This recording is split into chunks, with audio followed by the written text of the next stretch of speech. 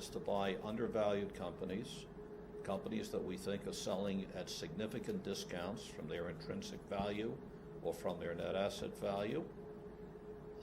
We like to invest in low multiple companies, but the companies must grow. Managements that truly know how to create value, not just talk about creating value.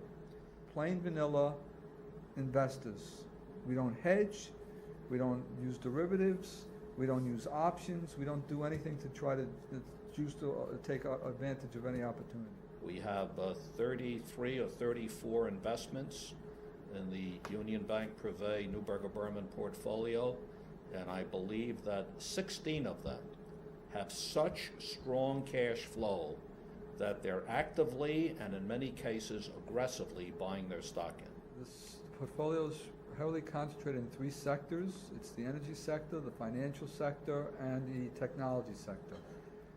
Due to the size of the fund, it's very difficult in most companies, I don't want to say very, it's difficult in some companies to get a 3 to 4% position, which I consider to be a full position. We have 4 positions in the portfolio that are 5% or more. Those are the ones obviously that we really like a lot. We have about another 5 or 6% positions that are less than 2%, and either because I'm building them up.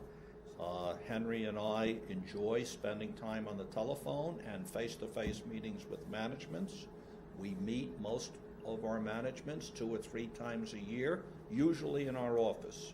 How I like to describe the portfolio, how the investments get in there, I would say the overwhelming majority come from the hard work of the 5 portfolio managers in the team.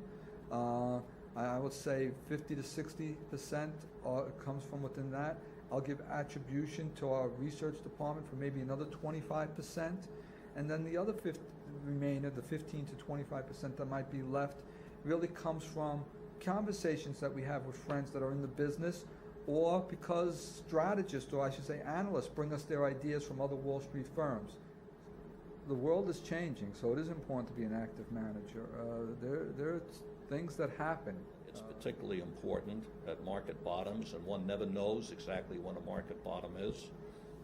But if you suffer on the downside, make sure that you're fully invested on the upside.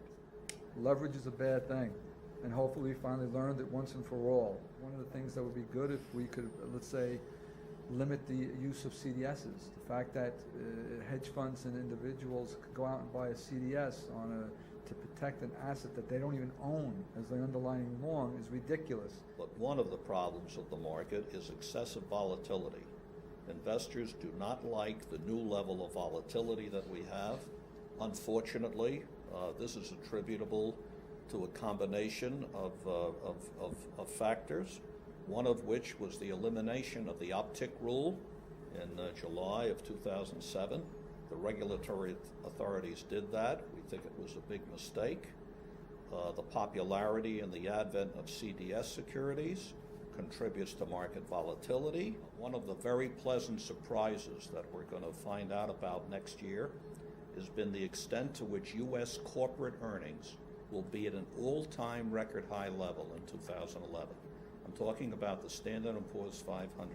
So we think the U.S. equity market is very attractively priced, and right now the amount of cash on the sidelines on behalf of both consumers and institutional or pension fund investors is at an all-time high. But the big picture is that equities are probably the one asset class, not only in the United States, but throughout the world, that is significantly undervalued today. And the most overvalued investment that you can make are bonds and fixed income securities. The bull market in bonds began in 1980, and it has ended now. And now the bear market in bonds is beginning, but interestingly, money keeps flowing into bonds.